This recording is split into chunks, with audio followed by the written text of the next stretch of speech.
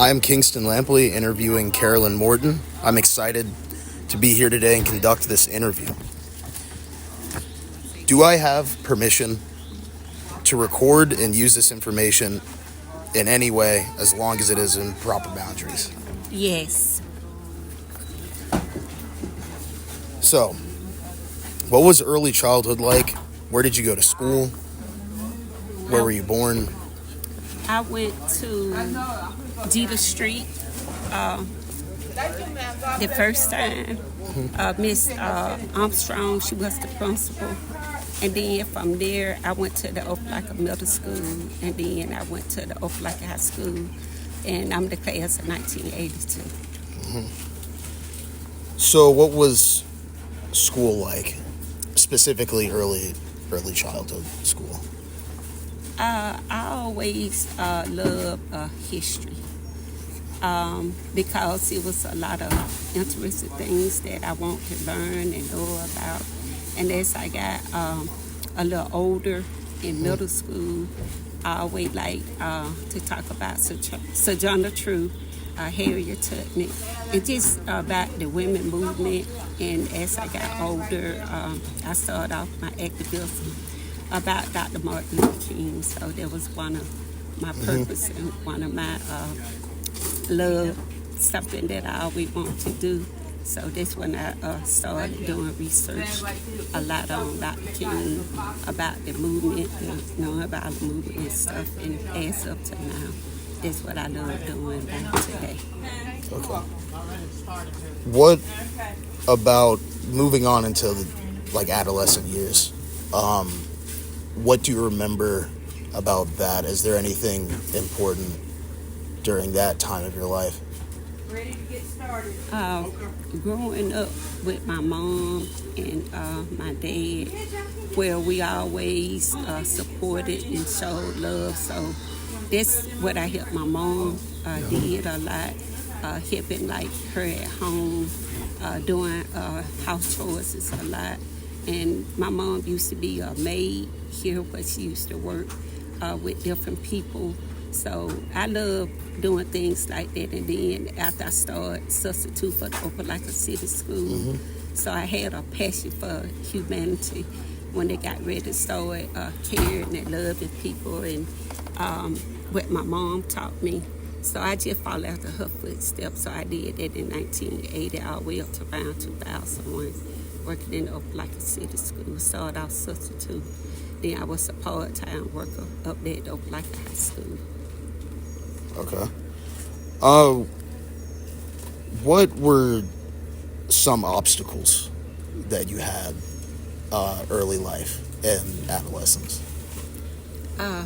In my adolescence, growing up, where people always loved to bully me from time to time because I was a quiet person. And I stayed to myself a lot. And I just started looking at the positive things, that how people want to bully me about certain characteristics, because when they got ready came to caring and sharing, doing a lot for people at school. I used to be a aide, and just helping the teachers out and doing things like that. And then whatever that I was asked to do, I always follow in direction and things like that. So I just had that passion, and that's what I just wanted to do. Like I said, work outside in the community. That's what, growing up, I stayed going to Thomason Chapel A.M. Design Church under Dr. A.L. Wilson, and we Sunday school, that's where I was going to school over there, because they had a pre-head start. So I went over there and stuff like that. Like I said, I stayed doing missionary work and different stuff like that, conventions with them. So I always had a driven for that. So how did you first get involved in community work, and where was your starting place? Right here in the Sanford community. Under the Opelika House and Authority, there was Selena Daniel, Annie Baker, and it was just different ones. And Mr. Charles Potter. And so we started right here. Selena always kept summer programs for things for us to do when school had got out. So I worked the summer job when we had the first office. And then as I got older and stuff, the summer job stopped at 16. So then just from there, I just started doing things in the community, checking up on the elderly people. And the thing that I was a happy hand to be able to do, that's what I did to help people out. Used to fix sack lunches and stuff. That was just something that I loved to do. So, what's some work that you did that you are especially proud of, or like movements that you've been a part of throughout the years in this area? Being part of the Christian Care Ministry starting, so I established that 2010, 13 and a half years, still working in the community, doing school supplies, what we did, canned food drive, and then just, like I said, doing a lot of things, just helping out diapers, helping out the parents, and whatever that it was to need, I were advocating for. And then when the violence had started, and then there was one depression too, because after hearing about the shooting and everything that was going on over here in the Stanford community, and like I said, I was already doing non-violence, started at an early age. And then once I started with that when me and my grandchildren, we started making posters. And then that when I got with my family, we were doing prayer walks and things like that. And then after it started growing through my family, through friends and family, we started meeting over here at the Stanford community. And I told them, I said, well, since violence going on over here in the community, I said, we gonna start. So I prayed about it, talked to the family. Then we started from there, and then that's when we started the march, the rallies. Then when I was doing stuff about Dr. King, the nonviolent movement, and things like that. So then that's when I had joined Revere's Son, and I got a certificate back home showing that what I did do my study, and that was awarded to me. So I'm the CEO over the Opelika Nonviolent Project City. So that's to be able to advocate and let people know their culture of violence and nonviolence. And we can stop the violence, but reduce it. But I was just the one that just want to get out to talk to people. So every second Saturday we come over here and we meet and we have this topic discussion of the combat violence. How could we can be able to de-escalate it? How we can be able to combat with it. So that's when I met with Mom Demand Action, because I didn't know nobody else to turn to at that moment at that time. So I got in contact with Paula then, so every time. So ever since I've been an advocate for that. And just looking in the beloved community. And like I said, I am the local lead for the Auburn Opelika Mom Demand Action, but I'm looking at the beloved community, what we can do to be able to turn it around. So I have a proclamation. It's in honor of Dr. Martin Luther King, Opelika Beloved Community. I started that February the 20th, so it's been 4 years now. So I do have a proclamation from Mayor Fuller for that they set aside for this day that we continue to do that every third Saturday of the year. So far it ain't been as much violence since we have our discussion and talk about it. We bring the parents in and we let them know before we ask them to get involved what is the nonviolent direct action and the resistance of nonviolent and the tactics, how they can be able to help us. So I told them once we get a chance to talk about it and then they feel they want to get involved in it. So far we have since 2010 and we ain't been seeing much going on. The drive-by shooting, we can't stop that. But the de-escalation of it, the conflict resolution, and I had different people come in to speak from Montgomery, Faith in Action, Miss Aida Harris, she one of the mom that been actually from Montgomery, Alabama. So I just thank God for Dr. Paula Wilson, and the Lee County and Albany Open, like how they support me into being a local survivor of gun violence and working with every town. So, moving on to present time, and specifically in Opelika, are there things that what are some concerns that you have for the community, and what are some things that you hope do change? I'm hoping social change like this going on, not only just in the Stanford area where we see the needs of things, housing. That's one of my concerns too, about some homelessness. Once you leave here, like you're going downtown under that bridge, I have seen several people sleeping under the bridge, and I have broad concerns about that to people. And I was talking to Tony, like they were saying, it's only so much that we can do, but I still advocate with it. So that's where I give the introduction through the same community group, connected with them, working with them. So we have the base resource that if people need clothing, the house ministry as well as the pantry, like Minister King was saying. So we bring them here to get them started on that. Then I work with Famika Tripp. So when they get ready to come to handle different things, the resource will tell them to go sign up for different programs.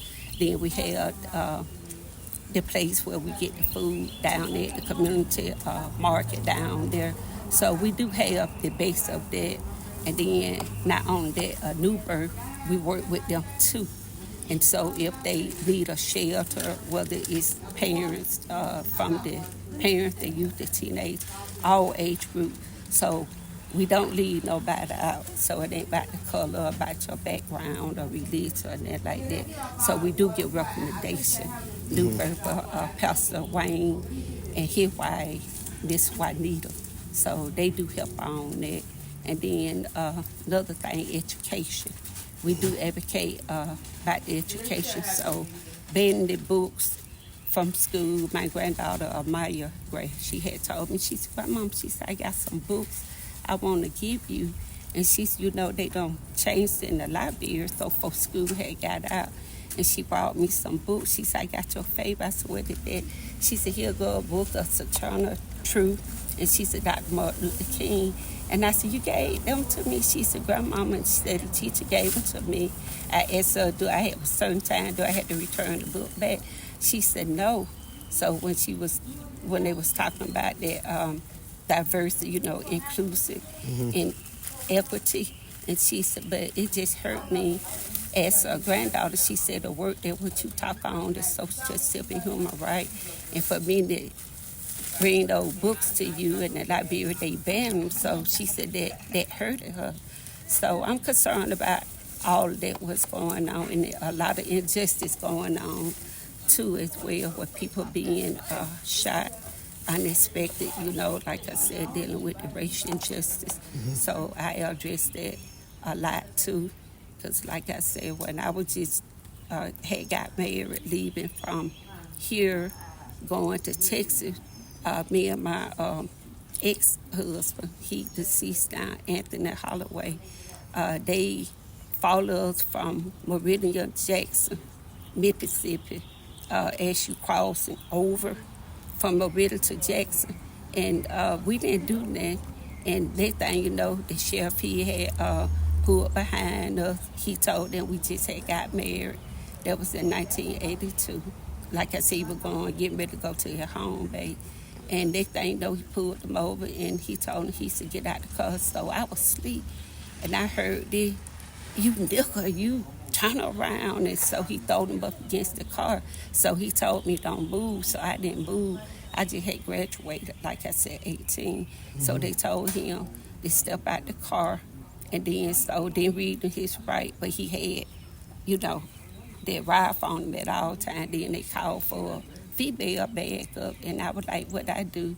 And he told me, he said, you come here. So, and like I said, just getting out of high school, I got out the car, and he told me, he said, yeah, you a fresh young black girl. And my husband said, don't talk to her like that. He said, you can do whatever, but don't disrespect my wife. So he called for the female. She came, she searched me. She didn't see nothing on me. And then so she opened up, gave permission to get the key, opened up, excuse me, the trunk. And they throwed all our stuff out. I had my pictures and stuff that what I had to remember of my family.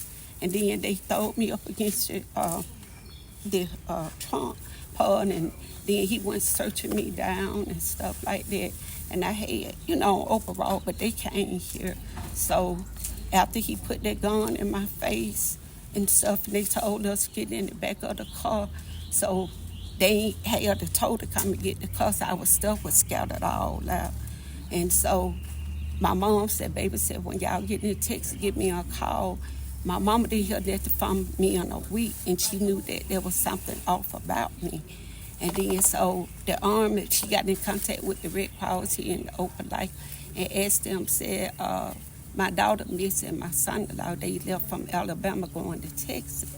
So finally, the first sergeant from Fort Hood, Killeen, Texas, they called around, found out we had been held against our will, no bond or nothing.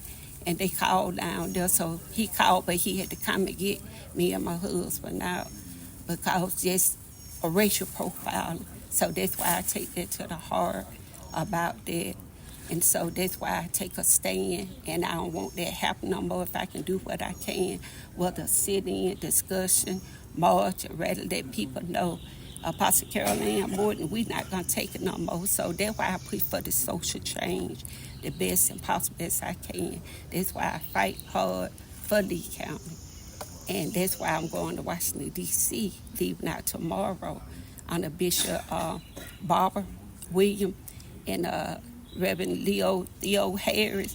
Them the people that relaunched, got permission from Dr. Martin Luther King's daughter to be able to take the same work that what her dad did, the nonviolent direct action, as well as they advocate for social justice, civil and human rights.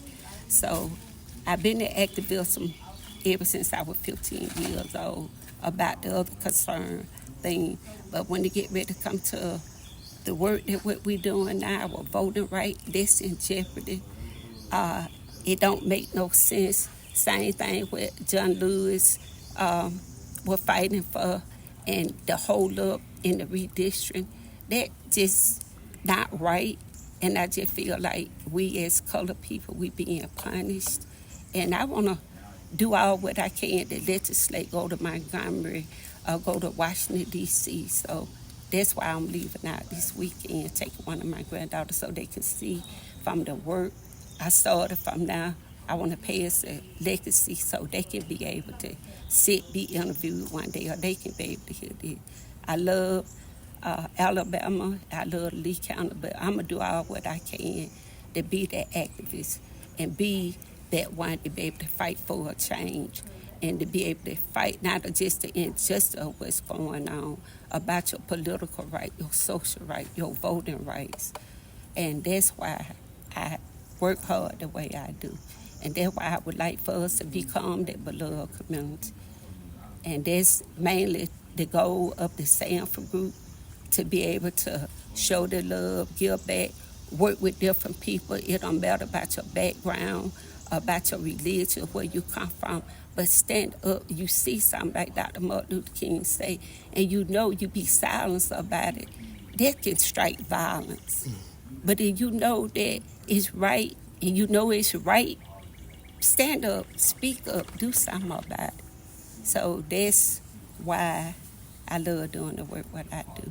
And I'm proud to be a member of the NAACP, Lee County chapter, branch 53rd, being the chaplain on the executive board, meaning to be able to be a voice and advocate when all we can. But like I said, going to different places, taking my voice and being that platform, that's what I want to do. So I love what I'm doing, and I won't go back, and I won't take it back. And so this my story here on that day in the Lee County project, Lee County Remember Project. I love doing that too as well.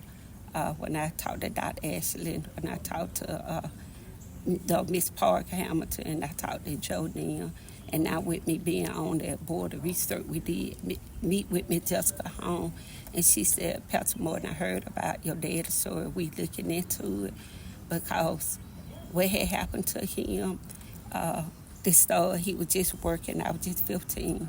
The story is over in the historical place. If anybody know what that does, the Baptist Church in Ferguson Chapel, they used to call it the Ike Banks grocery store. He just went in there, did some work, and the man told him, Mr. John said, come back. And my dad said, okay. And then went back on that Friday the 13th. That's a day I'll never forget.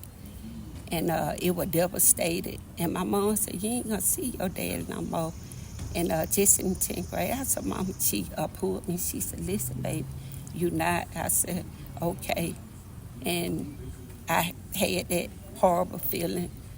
And with me being a apostle and a prophetess, you know, God always dealt with me in the dreams and visions. And just to show God revealed it to me, my mama received that phone call, stay in the same house where we at in the Sanford home, because we moved here in 1972. That's where we got all our upbringing. And after that, she hollered, she screamed, and I picked the phone up, and she said, baby, what I was telling you and what we feared that might happen. And it went from there. And when we got to the scene, my dad, he was, laying in the store. He had bought some items and stuff. And the man had told my dad to get out the line. He said, no, he said, well, I just got a right. And I just feel like I just come here, bought some items. I just came for my check. Oh, you think I'm playing with you? And so the cashier at that time, it may rain and stuff, she no longer, here in Opelika. And so she was trying to hurry up and ring the people up. So by the time we got there in the witness was there, they said, Miss Amy Lucille, Mr. Jumbo, he didn't do nothing. My daddy was named Older Gray, but they call him by his AKA name, Jumbo. And so by the time he shot him and stuff like that, my dad was just laying there. Then before we got ready to go, and some of them said, to tell the truth, he played Russian roulette with your dad. Said the gun was already sitting out on the counter. And he said, you ain't gonna move? Said my dad said, no, I'm not gonna move. Said then he pointed the gun at my dad the first time, it jammed. And then after that, my dad told me he wasn't gonna go nowhere. And said then that's when he shot him right here, and the bullet, it just splattered his brain and everything. And my dad couldn't say nothing. And the doctor told my mom, as soon he shot my dad to close up. My dad was already dead then, because he was so close. Like I said, it just fried his brain. He would have been a paralytic. And they told my mom my daddy couldn't make it like that, and she couldn't take care of him like that. So they got all that taken care of. That was Friday the 13th. On June 14th, Flag Day, my dad succumbed his injury from that shooting. And from there, they first charged him for first assault degree. And then after that, they got it for murder. And on my dad's death certificate, they got homicide. So with all this said and done, they buried my dad on June the 20th because it was so severe, his body and everything, had to get everything prepped. Then we went from there, and my mama, everybody that was there, Dr. Wilson, he had came in and told my mama, he said, that happened 1980, and you need to get something done about that. My mom was young, she was about 34, still raising her 3 children. And so Dr. Wilson got in contact with some people, and that thing we know Pastor Bandit, he was staying right there in that house across the street. Pastor Reverend Tudor Bandit across the street. John Harris, he got involved. He was staying across town at the time.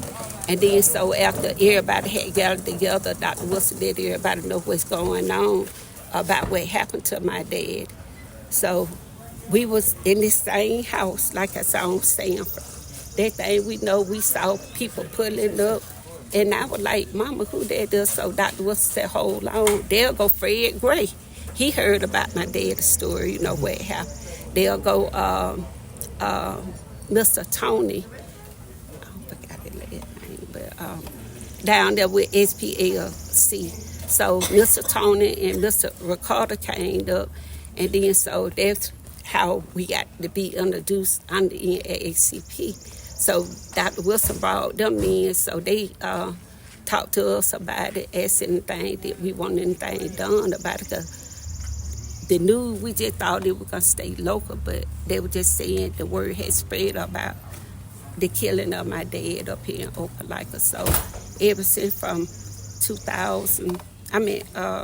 19, that's what we've been doing, like I said, gathering not only us survivors of gun violence, but other people been commenting, been speaking, telling about their story and stuff like that too. So that's why I got that in honor of my dad.